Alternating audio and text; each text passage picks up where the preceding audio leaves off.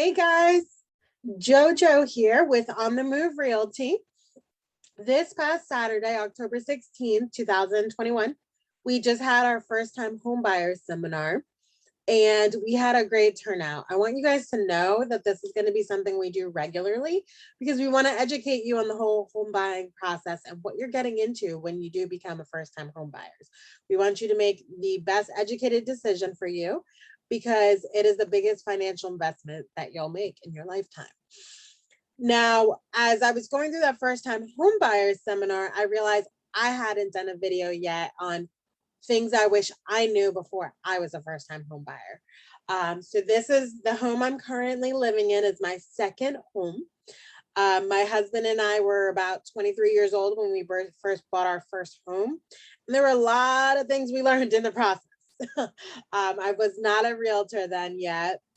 And things that I wish I knew before I became a first time home buyer was I wish I knew that my first home didn't have to be my forever home. And I say that because that's the mentality I had when I bought my first home. I bought my first home thinking I was going to grow a family there. It was going to be our forever home. We were never, ever going to move.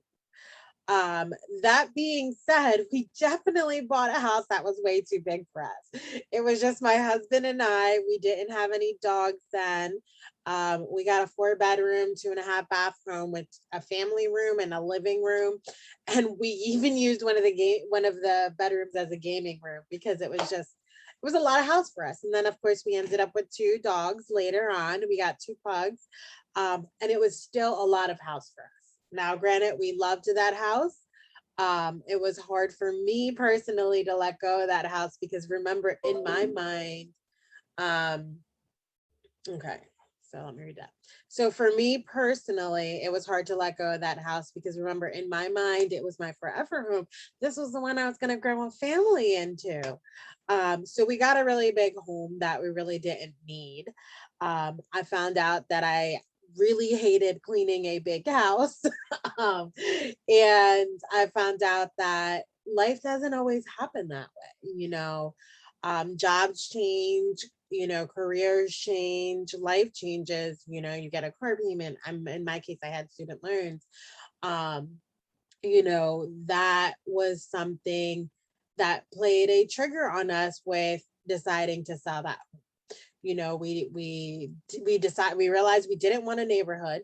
We realized we wanted more land, and we realized we didn't need a big home. We could go to a smaller one. And of course, the payment for us was also another factor, is that we were in a higher payment than what we wanted to be. We probably could have refinanced and got a decent payment, but at that point, we were ready to move on from that home. Something else I wish I knew before I became a first-time home buyer was that you don't have to jump on the very first house you see. Now, I say that take that with a grain of salt, because in the time frame when I was buying a home, we had time. It's not like now where okay, you see a home and it's on the market and it's gone.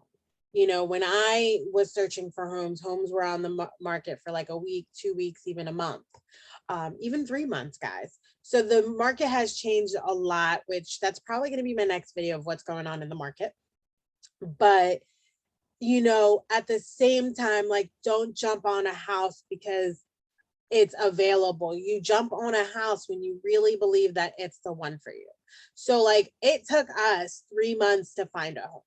We jumped on a couple houses and we didn't get them, but I'm glad that we didn't get them because the one we ended up in was the one for us. The other thing I wish I knew when becoming a first-time home buyer was that the better your credit is, guys, the more options you have in financing.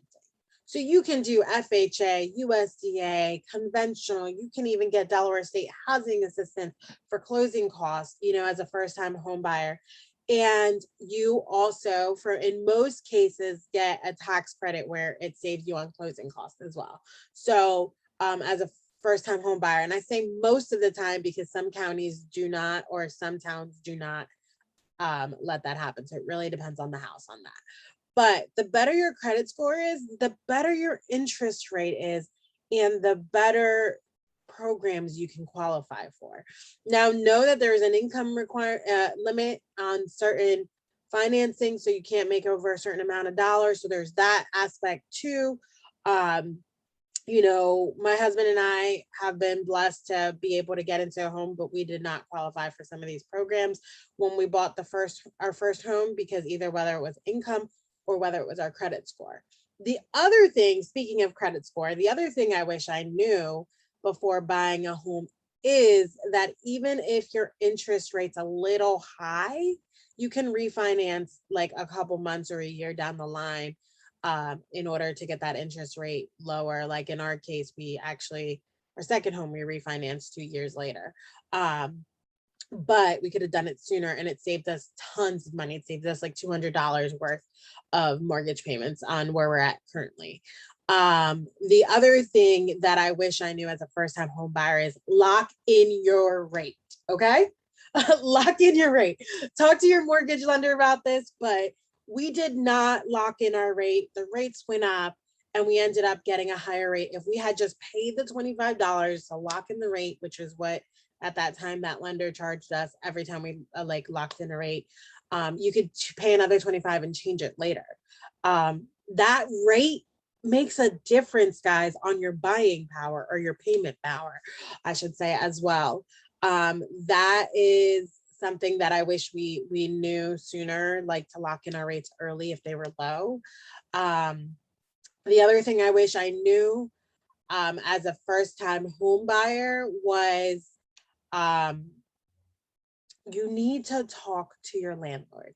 If you are buying a home, talk to your landlord. We were blessed with a landlord who let us break our lease. Actually, we were on a month-to-month basis with him at that point. But like, we were such good tenants that he was like, you know, I'm happy you're buying your first home and everything. So we technically had 2 more months in our lease, which we ended up fulfilling anyways, because like I said, it took us 3 months to buy a home. But like, talk to your landlord, because sometimes they'll give you that flexibility of being able to move out sooner instead of having to wait till your lease is done. And anyways, you have to give a 2 months notice, guys.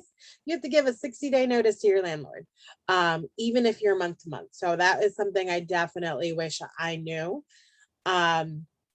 Something else that I wish I knew in the home buying process was your lawyer matters. Who your lawyer is matters. So if you don't have a lawyer you trust, please work with a realtor. They will get you the lawyer that will really be the best for your case. So lawyers are big on the closing process because in Delaware, we're required to have a lawyer. So I always go with lawyers that I trust, that I can communicate should anything go wrong in the process, guys. The lawyer is there to help us. You know, you want to make sure you have a clean title. That's going to be something I don't want for you to be a headache down the road, you know. And these are all things you learn in the first time home buyer seminar. So, which is why I encourage you. The other thing I wish I knew too is your lender matters. Absolutely, your lender matters. Do your homework, or trust your realtor because they have the best interest for you. But do your homework. Like, I could have gone to another lender and gotten a better interest rate. And you know, but we chose to trust the lender we were working with, and to find out later that they were one of the highest companies of interest rates.